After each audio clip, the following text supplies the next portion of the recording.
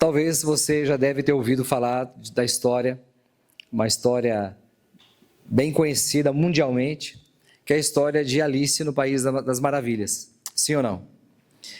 E Alice era uma menina muito cheia de energia, era uma menina curiosa, muito curiosa.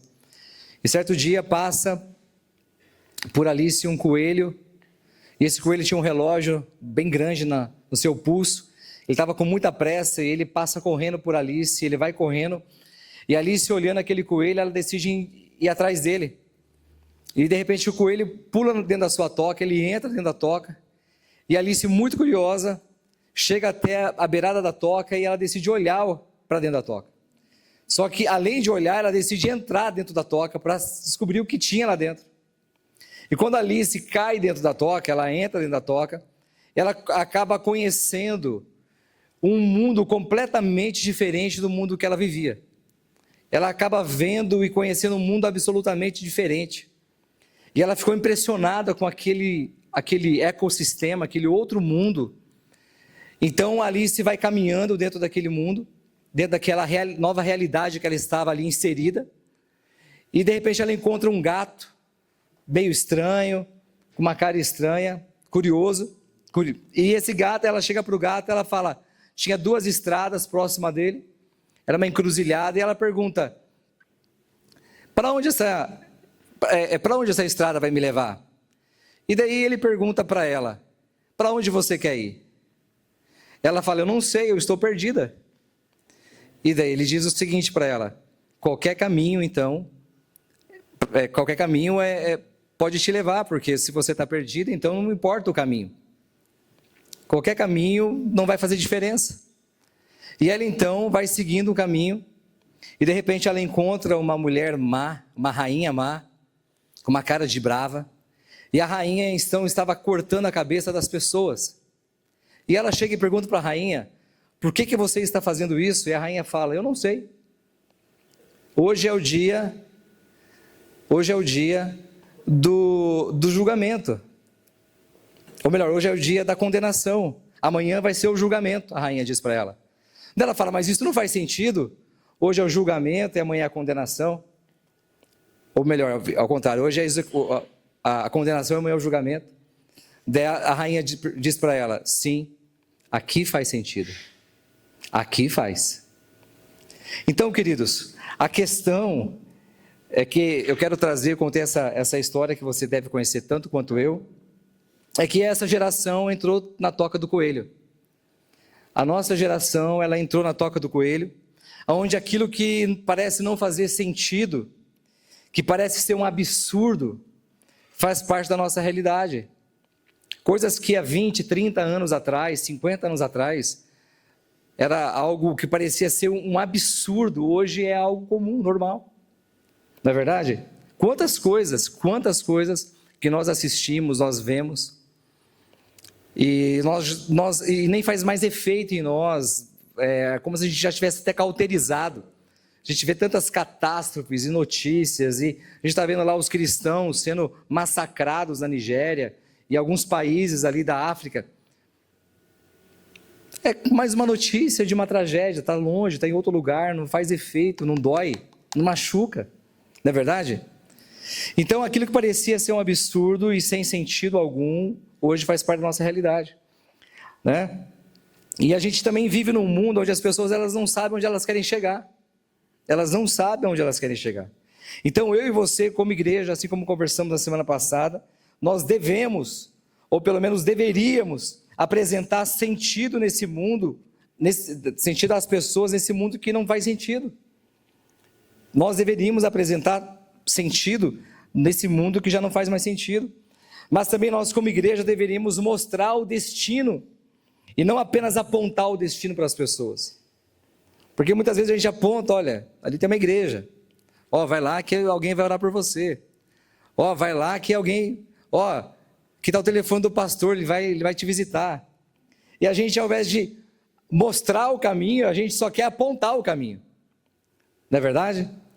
Então, o nosso grande desafio diante dos dilemas da nossa sociedade pós-moderna é mostrar o caminho que faz sentido.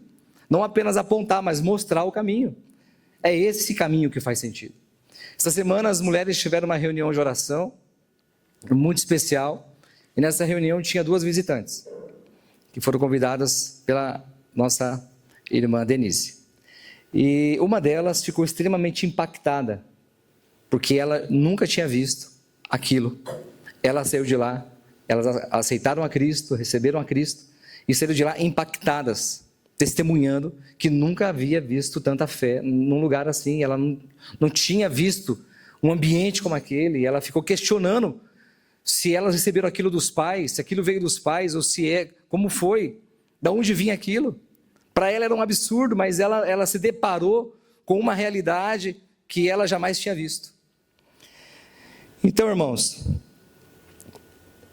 porém, diante de tudo isso, a nossa dificuldade é apresentar um evangelho que faz sentido para as pessoas. Nós temos dificuldade para isso. E elas olham para nós com um olhar de esperança, mas muitas vezes só encontram um evangelho vazio, um evangelho oco, sem alma e sem vida. Não é verdade?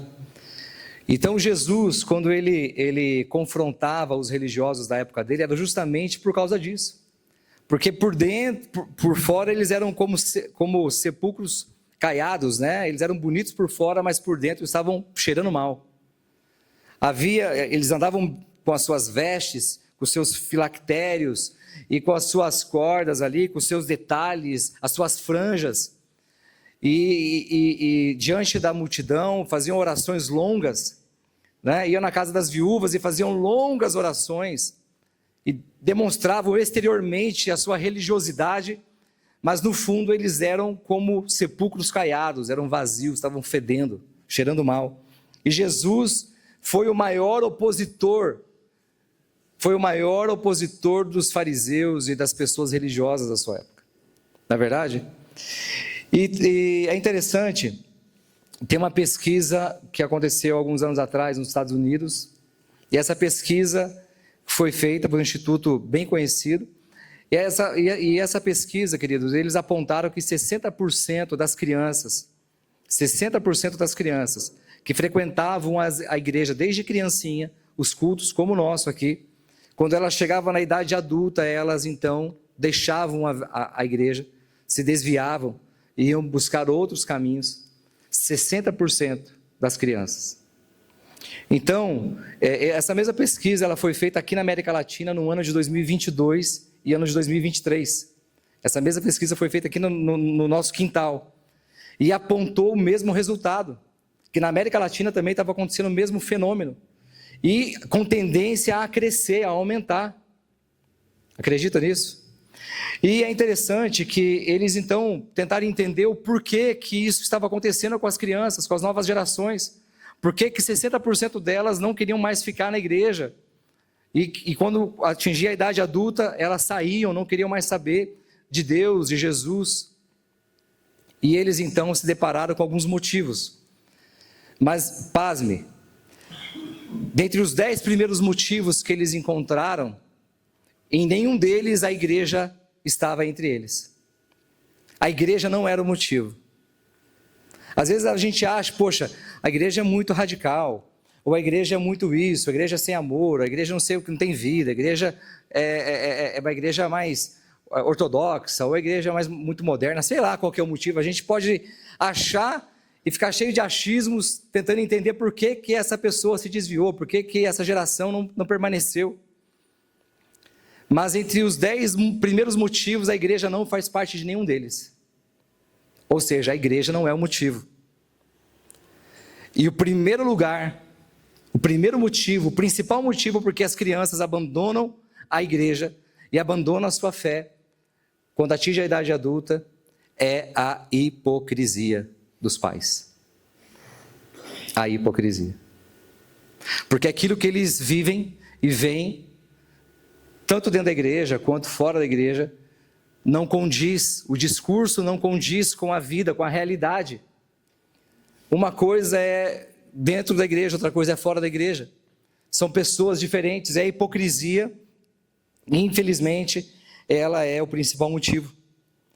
E essa incoerência entre o Deus que nós dizemos servir, a vida que vivemos em casa, no trabalho, perante os nossos filhos, é o principal motivo que tem feito uma geração inteira se perder, irmãos. Nós somos os responsáveis. Não adianta procurar culpados. Nós somos os responsáveis. Acredita nisso? Quando eu ouvi isso, eu fiquei impactado. E isso para mim foi como uma bomba assim dentro de mim. Me gerou uma preocupação enorme. E eu procurei fazer uma revisão. Será que os meus filhos estão vendo Jesus em mim? Será que o evangelho que eu prego aqui, quase todos os domingos, a vida que eu vivo aqui, é a mesma vida que eu vivo lá? Eu acredito que sim. Acredito que exista coerência na minha vida. E é uma pergunta que você deve fazer para você mesmo. Ainda que você já não tenha mais filhos novos, mas você deve ter netos, né? E quem tem netos também precisa observar isso. Amém? Então, avançando aqui, a gente precisa ser honesto conosco mesmo, sem fingimento, sem tentar colocar esparadrapos, né, que os grandes responsáveis pelos nossos filhos não quererem Jesus não é a igreja. Muito embora a gente queira dizer que é. Amém? Então a falsidade e a hipocrisia foram as coisas que Jesus mais confrontou durante o seu ministério. E ele não poupou com duras críticas os falsos religiosos, não poupou. E a todo tempo Jesus estava confrontando a atitude das pessoas com as suas motivações, e porque eles estavam fazendo o que eles faziam, porque eles estavam fazendo muitas coisas no piloto automático, sem perguntar ou sem questionar por que estamos fazendo isso, por que a gente tem que ir no culto todo domingo, por que a gente tem que levantar as mãos, por que a gente tem que orar, por que a gente tem que adorar, por que a gente faz o que faz. E Jesus questionou as motivações das pessoas várias vezes, e questionou inclusive o povo de Israel, questionou todo o povo, toda a nação de Israel, porque ela aprendeu a arte de maquiar as suas verdadeiras intenções através de atos religiosos. As suas roupas, os seus rituais, as suas cerimônias, as suas rezas, os seus cantos, absolutamente tudo que faziam era apenas a exteriorização de uma fé fingida e sem vida, incapaz de transformar a vida de quem quer que seja. É terrível você lidar com gente religiosa, gente que tem capa e jeito de crente, mas que é terrível. Gente, o religioso é a pessoa mais terrível que tem. Mais terrível que tem. 1000 vezes você lidar com o pior pecador do que você lidar com gente religiosa. Elas são terríveis, elas matam, sem piedade alguma, e ainda dizem fazer isso em nome de Deus. Amém? E as nossas igrejas, infelizmente, estão cheias de gente assim. Então, tudo não passava de um mero teatro. Inclusive a palavra hipócrita,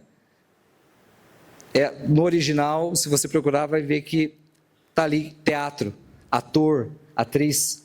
É uma dos significados da palavra hipócrita, hipocrisia. Eu quero que você abra comigo Mateus capítulo 11, versículo 28 ao 30. É um texto bem conhecido.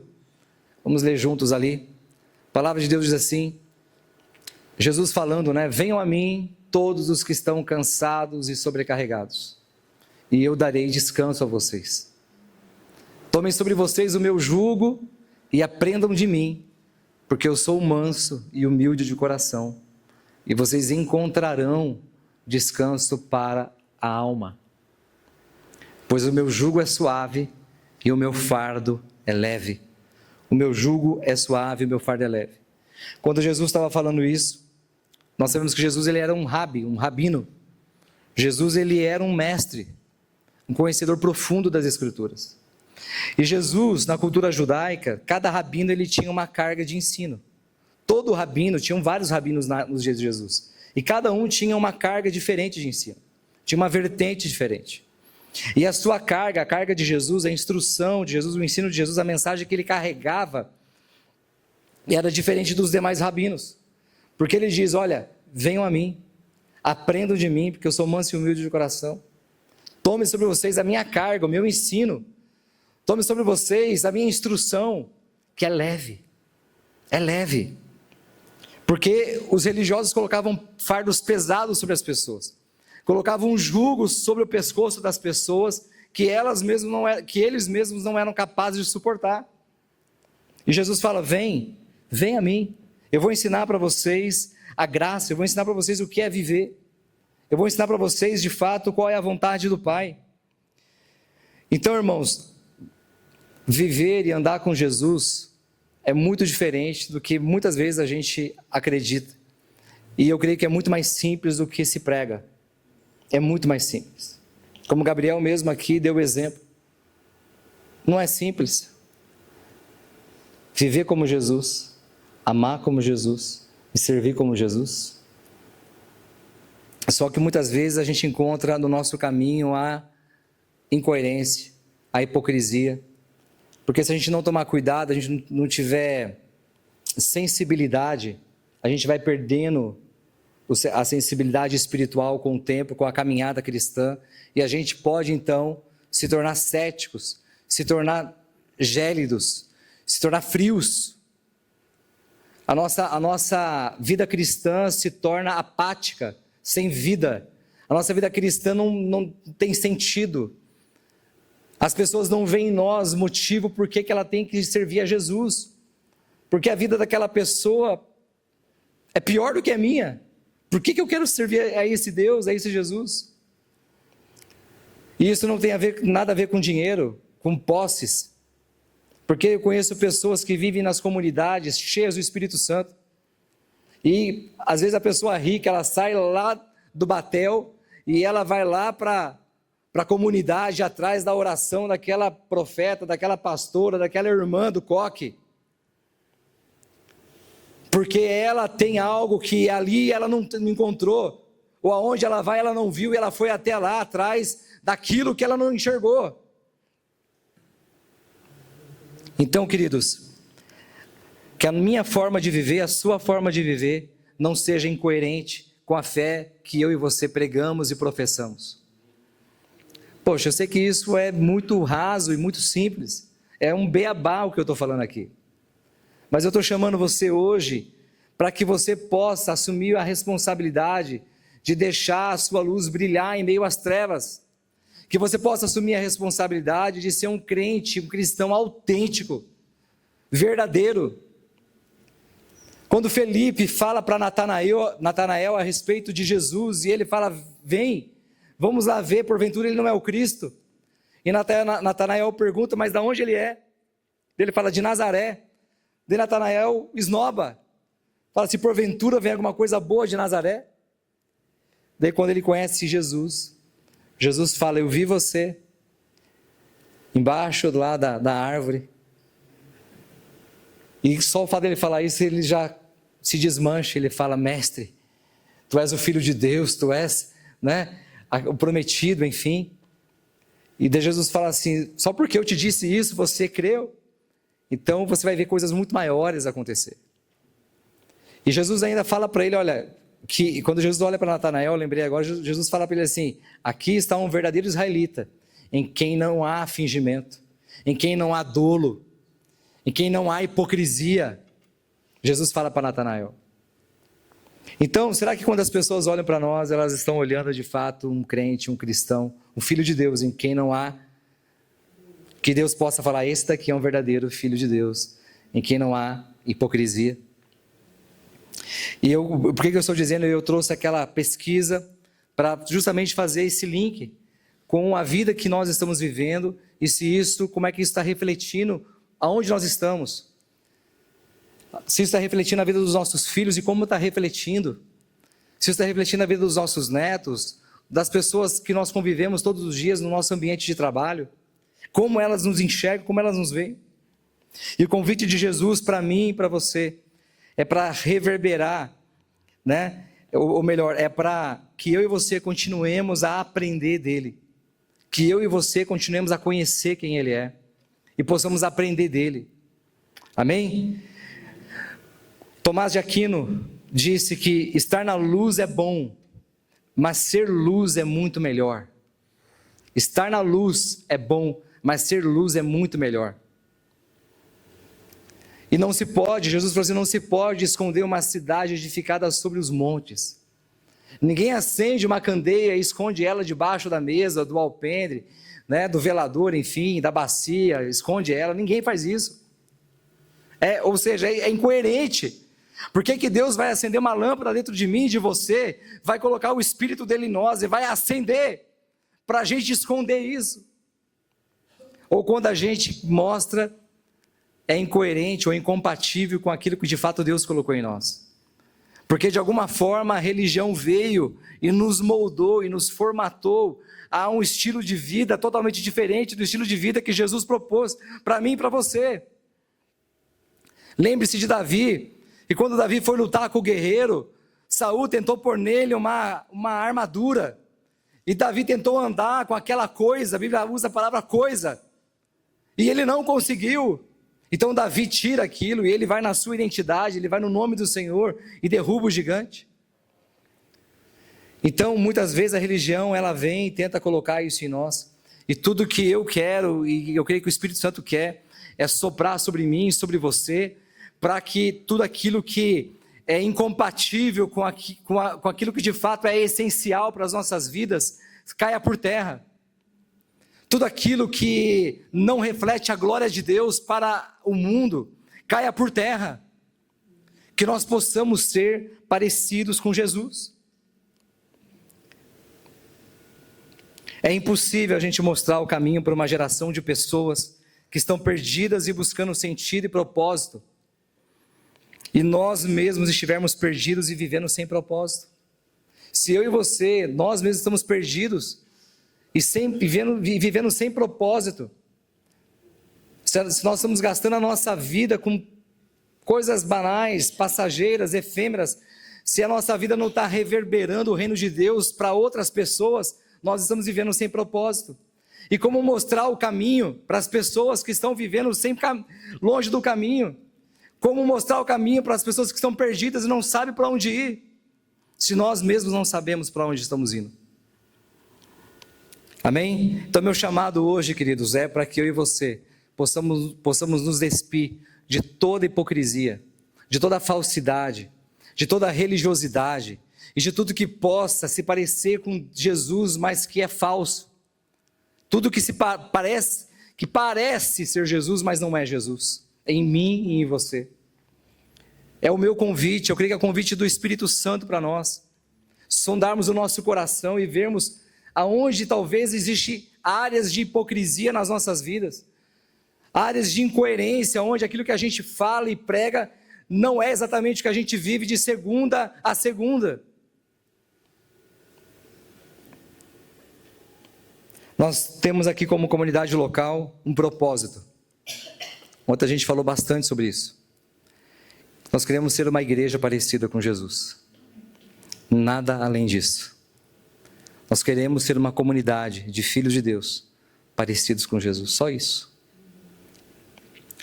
Nós queremos tirar toda a vestimenta, tudo aquilo que a religião colocou em mim e em você. Nós queremos tirar toda a roupagem que se parece com Jesus, mas não é Jesus. A gente quer tirar. Você está entendendo? Aquilo que muitas vezes eu e você compramos como se fosse Jesus, mas não é Jesus. Parece Jesus, tem cara de Jesus, jeito de Jesus, mas não cheira Jesus. Mas não cheira Jesus. E nós temos que tirar tudo aquilo que é acessório, tudo que é penduricalho das nossas vidas. Só até aqui, né? É melhor, né? Nós temos que tirar. Quinta série hoje está fervendo, né? Quinta série está... a pergunta que não queria calar, né, Jorge? Essa foi boa. Irmãos, precisamos ser uma igreja parecida com Jesus, só isso. Andar como Jesus, viver como Ele viveu e amar como Ele amou. Eu sei que é um desafio, não é fácil. Não é fácil. Mas que o Espírito Santo nos capacite a viver como Ele viveu. Eu quero viver como Jesus. Essa é a minha regra de fé, essa é a minha profissão de fé, essa é o meu slogan da minha vida, é a música da minha vida, entendeu? Isso é tudo que eu sou, é tudo que eu tenho, é o ar que eu respiro. é a música que eu ouço pela manhã, é quando eu vou dormir, eu acordo pensando nisso, eu vou dormir pensando nisso, porque eu quero ser como Ele. E eu me frustro quando eu não consigo, quando eu sei que eu derrapo na curva. Eu me frustro comigo mesmo quando eu vejo que eu estou falhando. Mas o próprio Deus falou para Paulo, o próprio Jesus falou para Paulo, a minha graça te basta. E às vezes você pode estar falhando também. Às vezes você também pode estar pisando no tomate. Talvez você não está conseguindo ser autêntico e verdadeiro como você deveria. Talvez aqui na igreja você é uma pessoa, mas lá fora você é outra. Talvez lá fora, quando você está longe de tudo, você está com o teu celular na mão, você está acessando páginas que você não deveria. Você está vendo coisas que você não deveria, está tocando em coisas que não deveria.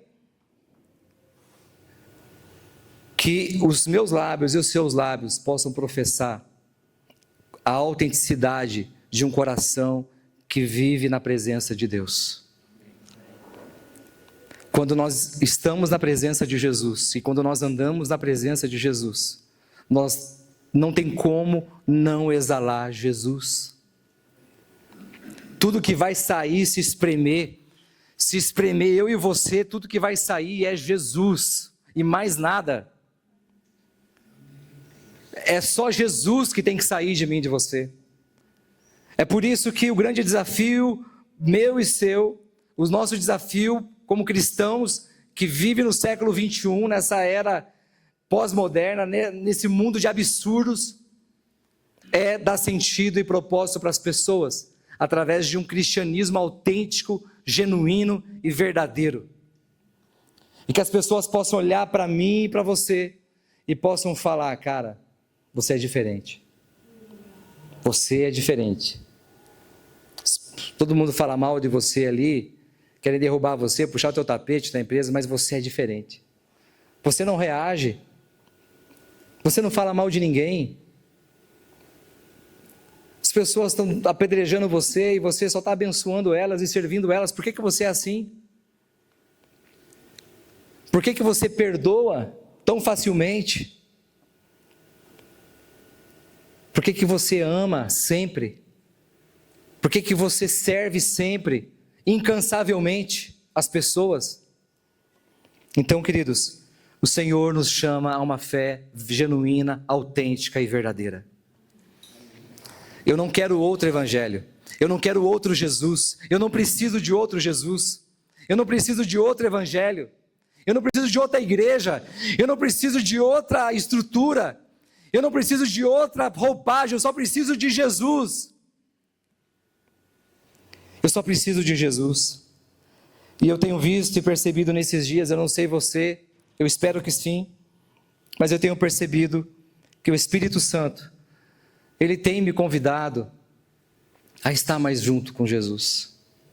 Eu tenho percebido como um cicil suave, como se Deus estivesse abrindo uma janela de oportunidade para mim, e talvez isso seja para toda a igreja também, a estar mais com Jesus, na presença de Jesus, conversando com Jesus, orando, adorando, tempo com Ele, longe do celular, tirando o celular de perto, para ele não atrapalhar, não incomodar, sós com Ele, na presença dEle, como já fizemos lá atrás, voltando à essência da adoração, como quando eu e você, possivelmente você e eu, um dia estivemos apaixonados, totalmente loucos e apaixonados por Jesus. E não precisava pedir muita coisa, não precisava fazer muito esforço para a gente estar numa vigília, para a gente estar num ambiente de oração, para a gente estar nas praças pregando junto com os jovens, para a gente estar fazendo coisas absurdas, em nome de Jesus. E com o passar do tempo a gente foi abandonando, a gente foi deixando, a gente foi se tornando água morna. Então o Senhor nos convida, o Senhor nos chama. O Senhor está nos chamando, querido, para um tempo de voltarmos à essência da adoração.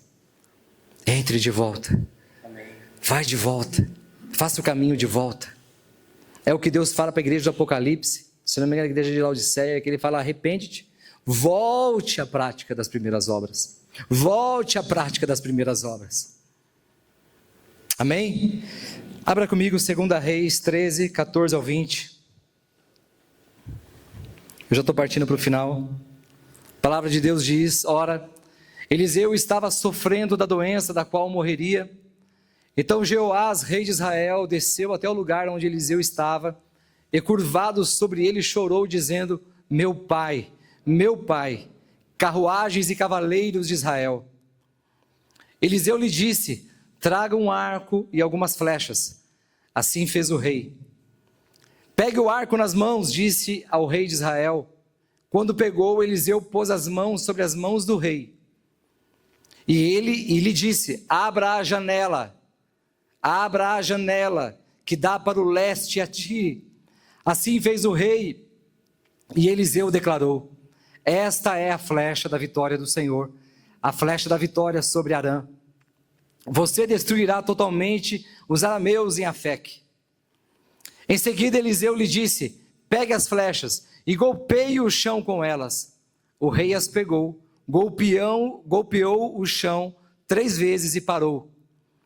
O homem de Deus ficou irado com ele e disse: você deveria ter golpeado o chão 5 ou 6 vezes, assim destruiria totalmente Arã.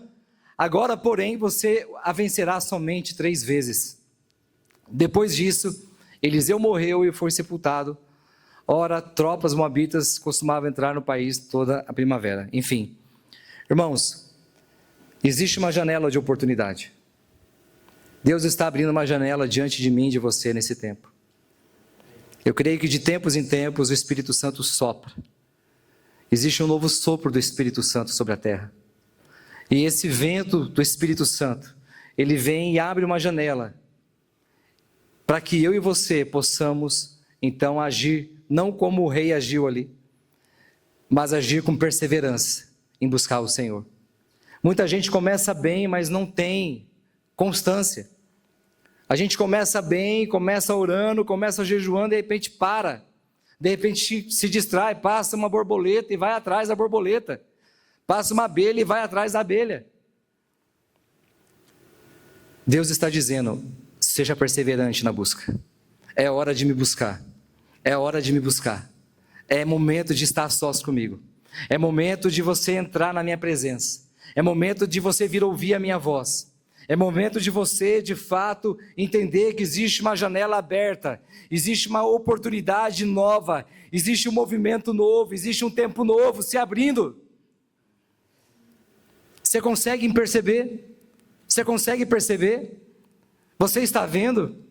Você consegue perceber que tem algo, existe uma nuvem, existe algo pairando sobre as nossas cabeças? Nós precisamos ser constantes. Seja constante na sua busca. Seja constante no seu jejum. Seja constante na sua vida de devocional, de oração. Não abra mão de estar na presença dEle. Não abra mão, queridos. Não abra mão de estar a sós com Jesus. Aleluias. E eu quero concluir dizendo para você uma história de uma igreja antiga, uma igreja milenar, que estava abandonada há muito tempo. E lá foram alguns arqueólogos, historiadores, né? Eles foram atrás de peças raras naquele lugar. E começaram algumas escavações e fuçar em algumas salas e ambientes daquela velha igreja que estava abandonada. E ali encontraram um quadro de Jesus, com a face de Jesus, com o rosto de Jesus, que havia sido pintado sobre uma madeira. Só que ele estava cheio de fuligem, cheio de poeira já do tempo, desgastado com o tempo. Eles então pegaram aquele quadro e começaram então, pegaram um especialista, alguém que sabe trabalhar com restauração de antiguidades. E ele então foi trabalhar com aquele material, foi trabalhar com aquele quadro. E para nossa surpresa, ele não usou nenhuma picareta, ele não usou nenhum martelo, ele não usou nenhuma ferramenta bruta naquela obra, mas ele usou pequenos pincéis. Ele usou pequenas ferramentas. E eu creio que isso tem a ver com a nossa fé cristã dos nossos dias. que infelizmente é como esse quadro que se perdeu, esse quadro que a gente vê Jesus, mas as pessoas veem Jesus na igreja, mas está borrado, está manchado pelo tempo da poeira, da fuligem. E assim também, queridos, a nossa fé cristã, a nossa vida com Deus, talvez esteja distorcendo a imagem real do Cristo verdadeiro. E as pessoas que convivem conosco, começando pela nossa casa, talvez não estejam vendo esse Cristo, a imagem real desse Cristo. Talvez existem muitas camadas de preconceito, de doutrinas distorcidas, muitas camadas de relativismo, de fundamentalismo, de progressismo, de conservadorismo, muitas camadas ideológicas, muita coisa que está borrando e impedindo que as pessoas enxerguem a real imagem do Cristo vivo em nós. Mas Deus nos chama para resgatar a verdadeira face de Jesus, a verdadeira face do Cristo. Deus chama Isaac, Abner, Monique, Deus chama você, Gabriel, Deus chama você, Azaf, Deus chama Maju, Deus chama vocês, essa geração, Gabriel, Ana, Deus chama vocês. Deus está chamando vocês para ser uma geração que vão revelar a face do Cristo, a face verdadeira de Jesus.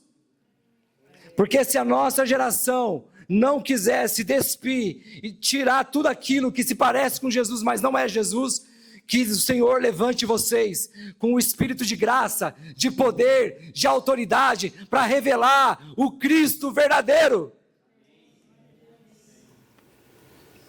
Aleluias. Nós só vamos distorcer a imagem errada de Jesus na nossa nação e na nossa geração se a gente se transformar num pequeno Cristo, num pequeno Jesusinho, assim como um pequeno pincel que um historiador, um restaurador precisa usar para limpar e para poder restaurar a imagem daquela figura. Você consegue entender a nossa responsabilidade e o privilégio que eu e você temos de conhecer a Cristo e revelar a Cristo? O meu propósito e o propósito dessa comunidade local é ser uma igreja como Jesus. Ser uma igreja parecida com Jesus.